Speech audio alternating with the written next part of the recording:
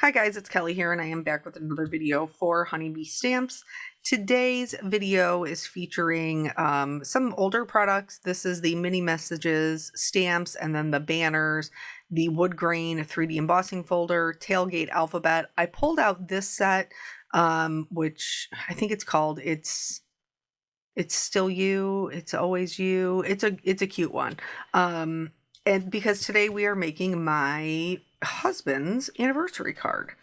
And so we did have plans to go out of town, of which he knew nothing about. But because it's our 5th wedding anniversary, the modern is silverware. We'll talk about that later, but the traditional is wood. And so I thought it would be super cute to create a card where it looked like our initials were like carved into the wood. I thought that would be super cute.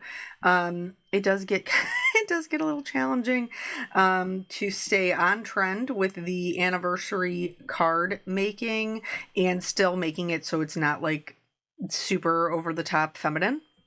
So I thought this was a good mix. So here what I'm doing is I am laying everything out to make sure it's going to fit in the size heart that I have chosen. Obviously our last name is Taylor, but actually this would work for me either way because my maiden name also started with a T. So this does not have a plus sign, so I'm going to use the I in the tailgate set to create my own plus sign. So my original idea, because you guys know I'm always experimenting. That's how we figure out how things work or don't work.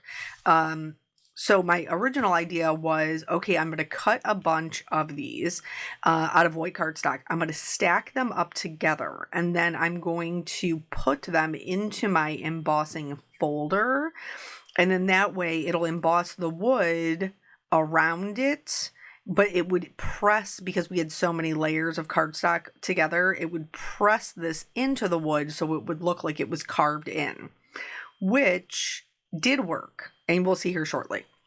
So one thing to note, the stacking hearts that I'm using, I wanted to be able to, like I said, stack, 4 of them together.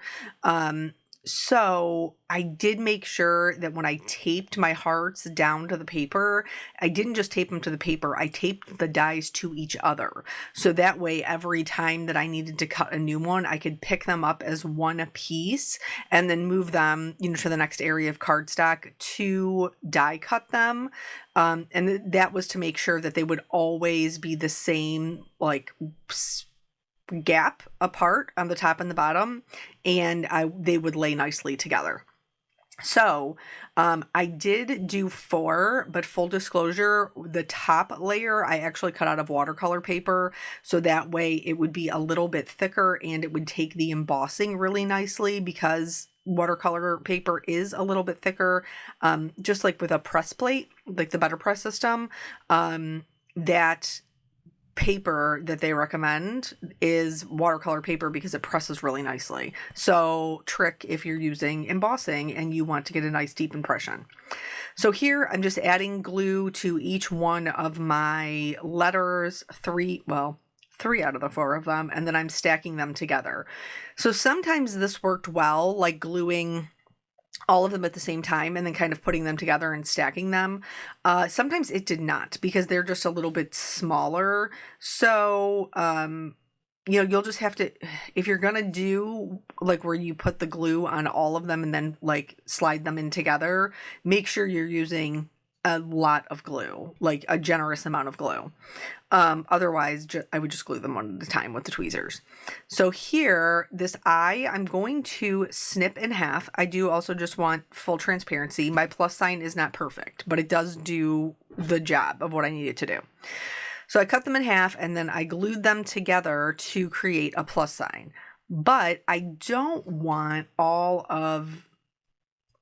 I don't want to keep adding to that middle. So instead of continually layering them on, what I'm doing is I'm layering it on the vertical section. So that's one full piece. But then when I'm doing the sides, I'm adding glue to the sides, and then I'm just butting it up against that middle piece, and then I'm trimming off the excess. And this is going to allow me to have that area where they're flush with each other because I'm not constantly stacking one on top of the other in the middle. This one is just like a little bit more involved than stacking the other ones, but as you can tell from watching this, it really did not take that long. I wouldn't say it would take any longer than gluing the letters individually. You know what I'm saying?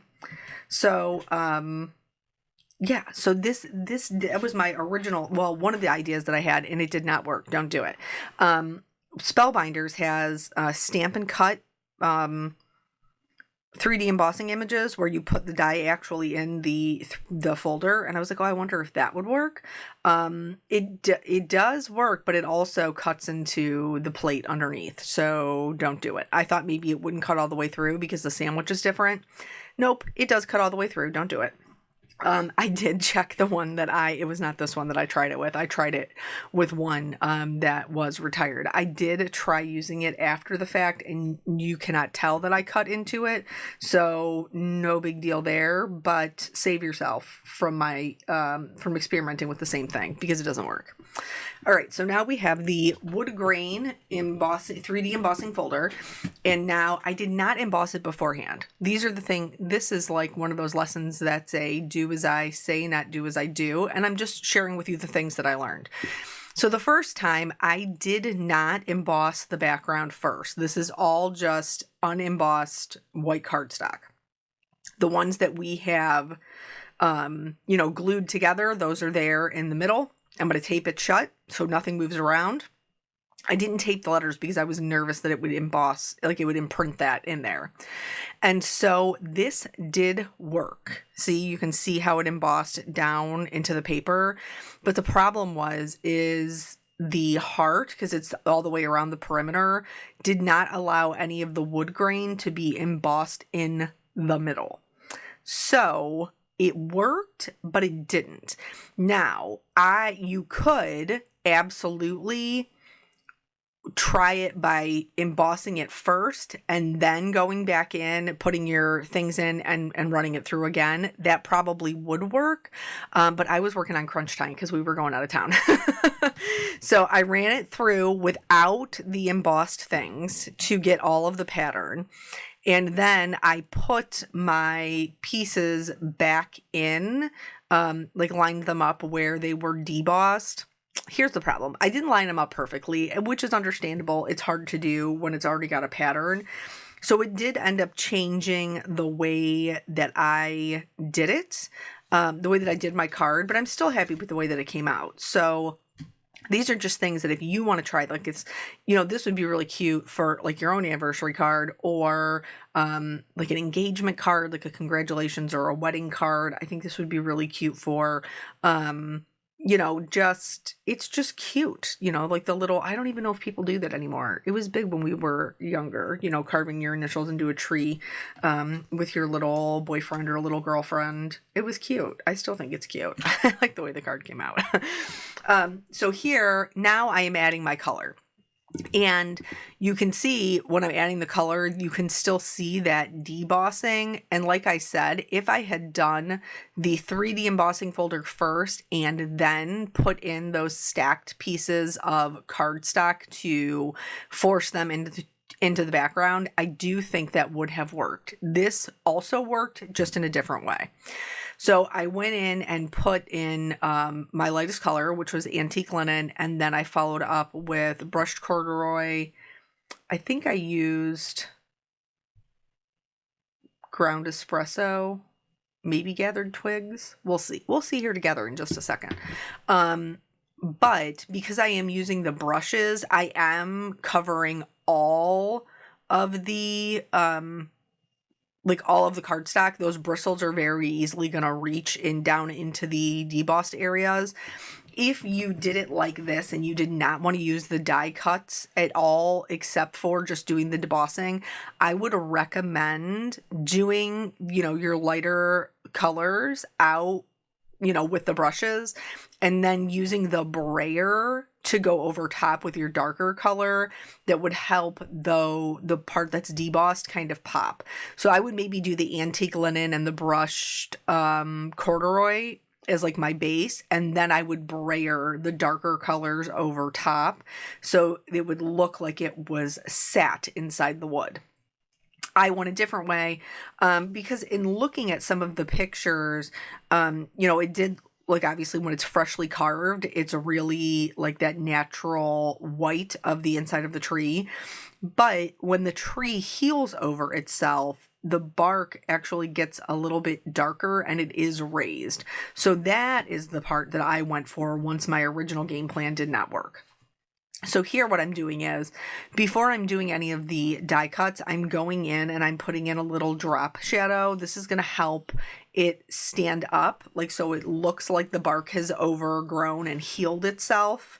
Obviously, by the way, the year is that's the year we got married. It's our initials and the year we got married. If you didn't want to put the year, like if it was just like a engagement card or congratulations card or whatever, you could maybe just do another little heart there. So I went in and I did what we call a cast shadow. So I put my shadows down and to the left, and I did that with a medium brown marker just to kind of like check everything out. Now I'm going to go in with the same colors that I used before, because this tree isn't magically changing colors, right? So I went in with the antique linen first, and then I went through, I did the heart, and then I did all of the letters. You could also, if you didn't want to ink blend, you could color these with markers. The ink blending just allows for that texture to show through a little bit more, whereas a marker like soaks into the paper no matter what the texture is. So I did the antique linen, and then I added a little bit of brushed corduroy, and that's all I did with those ones. Now I'm kind of setting them back in there to see, if I like the way that they are looking, which I do like the way that they look, but I realized that the shadow probably needed to be a little bit more prominent. Plus, the way that we added the color, like where it's around the perimeter, helps the eye to be drawn to the center focal point. So that's good. So by adding just a little bit more shadow, we're going to help that pop. So here I wanted there to be some color. This is very brown, right? It's very brown. And so I decided to trim off just 1/8 of an inch on one side. And then because I trimmed that off, I lost the little bit of that halo effect I was just talking about. So I did go back in with some darker colors in order to get that on there. And then I am going to adhere this to a piece of, I think it's cranberry. I'm not 100% positive. I will double check and link it below. But anyway, so I did this so that way we have just like 1/16 of an inch of that red on either side. So we have our little tree, and then we have the red on either side. It's because my accessories, my supporting actors, are also going to be red. I knew I wanted to do little red hearts. And so that's just going to help bring a little bit of color into this very, very neutral toned card. And then once I have that done, I am going to adhere the other ones. So, you guys know that I have terrible travel anxiety, and thankfully, I have found a doctor who, works with me with that, and with some medication, I am able to travel fairly well now. It does mean I can't travel alone, but it's okay. I was going with my wonderful husband, and so we decided that we were going to go away for the weekend, and he brought it up to me. He was like, I had already booked it in March, by the way. But he brought it up to me and he was like, "Hey, listen, I'd really like to plan something for our anniversary, but with your travel anxiety, like I'm pretty apprehensive to do it. So I would like for us to sit down and find somewhere to go together." And I was like, "I love you for being super conscientious about that. But I actually already booked something and arranged for your mom to watch the kids. Thank you, Grandma T." And so it was we went to Mount Vernon, Ohio, which is like the cutest, quaintest little town. When we parked the truck on Thursday, we did not get into the truck again until Sunday when we were leaving. Everything was within walking distance. It was totally adorable. It had all these little shops, great restaurants. It was a lot of fun. And then in addition, they also, that's how I ended up picking it, they have like a romantic adventures getaway, which is, made for couples. Super cute, super fun. It's like, I won't go into too much detail about it, but it is like an escape room for you and your significant other, where you have to like solve the mysteries, but it's geared towards couples. So it has like massage chairs and really relaxing things. And it was wonderful. He did not know what was happening at all. And from like the moment that we stepped into, like it has a number lock for the door, so you put in the code that they text you, and then from the moment that you walk in, like you're on. You have to figure out the clue to even get into the rest of the room. So it was a super good time. Totally fun. We went to a restaurant called the Alcove for dinner, and everything, like food was wonderful, service was wonderful, had the best chocolate cake. Like the frosting was like fudge, but not thick like fudge, but I mean, it was really, really good. So 10 out of 10 would recommend. It was, if you're looking for just like a cute little weekend getaway in the Ohio area, like it was a lot of fun. So then you guys know my birthday was last week, and my dad is directly a week after me. So I had messaged my sisters to be like, hey, what's the game plan? What are we doing? And then so we came home on Sunday, and then we ended up going over to, my dad's, football was on. So he wasn't going anywhere. But we just had like super low key, like sloppy joes for dinner. I picked up while we were in Mount Vernon at one of the local grocery stores, I picked up a little cherry pull apart thing. And it was good. It was just good to see everybody. It was a great weekend. So here, I felt like it needed something a little bit more to make it like special. So here's where I get out my brayer. Now, for the most part, it's only going to hit these top parts that are raised. So you can see I'm kind of like moving around the card to try to get this ground espresso like onto the background. You definitely could do that first if you knew you were doing it. And so that did help a lot to make it feel a little bit more woodsy. But then I wanted it to feel like special, like extra. It's our 5-year wedding anniversary. And so I went in with the gold pigment ink from Honeybee, and I brayered that on, really just over the raised areas. I dumped on some gold embossing powder.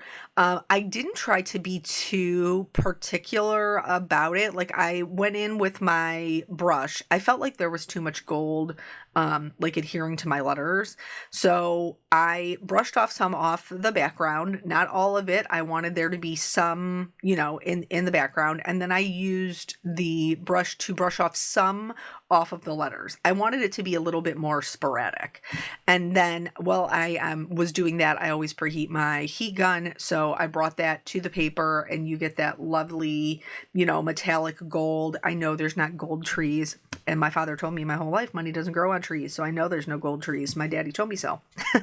But I did think it added a little bit more to make it a little bit, like more special, So I heat set that, and then from there I started working on kind of building up the little accessory part.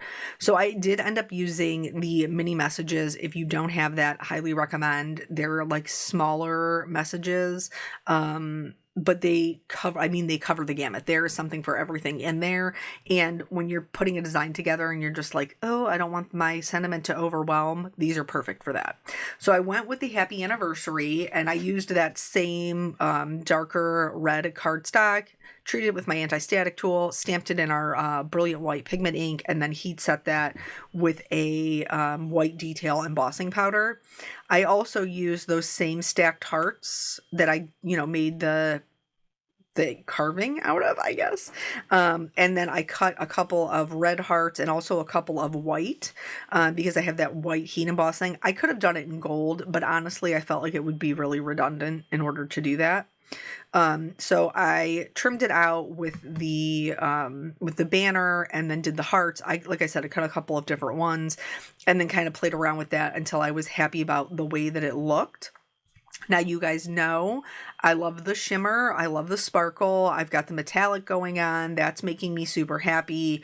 But I wanted the hearts to have a little something extra. And again, this is where we come back to that experimentation being super important, but also don't give up because everything is fixable. You've seen all the things just in this card alone that have gone not the way that I intended.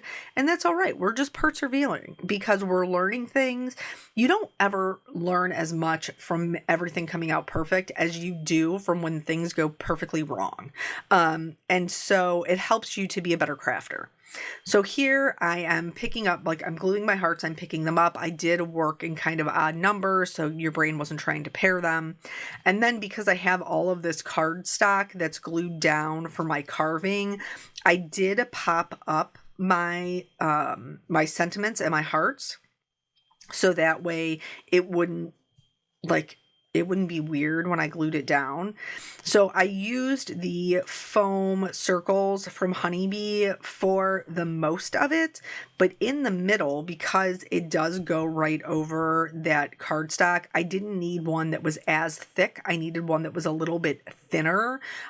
So I did use a different foam piece for that. That's one of the reasons why I recommend having, like 1 or 2 thicknesses, because you never know what you're going to need. And then that top heart in the top left, I just glued that one down right on top of the carved heart, and that was enough to lift it. So here's me with, well, I'm trying to make sure everything is secure. That's what you see me doing there. And the original piece I had underneath that heart was just too big, so I had to get another one. But so then I did want to add, like the shimmery, shiny things without it being kind of like too over the top. And so I pulled out some of, you guys know that I love the Honeybee gemstone mixes. The one that I pulled out, I think was Fall is in the Air, because it had like a really nice, like kind of bronzy color. And then here's where I made the boo-boo. So I added Stardust Stickles to the white hearts, which I was fine with. And then I also added them to the red one, which I was not. So right away, as soon as I did it, I was like, oh man, that's really like, it's pulling purple and I don't want purple. Purple is not going with my aesthetic. So, also I had a little mishap with the H for anniversary. So I just fixed that with a white gel pen. So here, this is me putting on those bronze, rhinestones. And then this is me going in and scraping off the stickles off of the red ones. Now they've been drying, so there's no way to get it off 100%.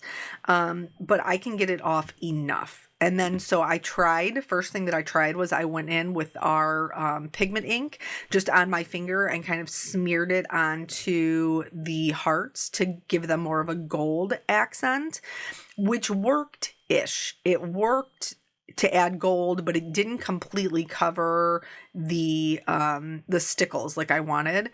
So then I decided to go in with Simon Hurley's Lunar Paste. And this is the color, hold on, I'll tell you, because it's gold, but it's not called gold. It is, well, now I don't know. Slippery When Wet. There we go. Bon Jovi. So anyway, so I added that in there. I did like that much better. It covered up more of the glitter, but then I couldn't just have that like be the only yellow gold. So I did kind of use my finger to pop it on a little bit of the raised heart, a little bit of the raised letters.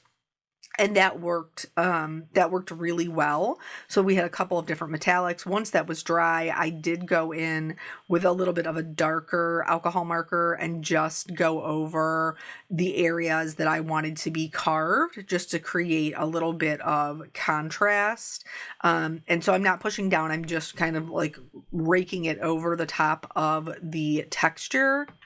And then that's it. That's the whole card. So Thank you guys for staying with me during science class and experimentation. I hope that you learned some things. I hope that you enjoyed the card.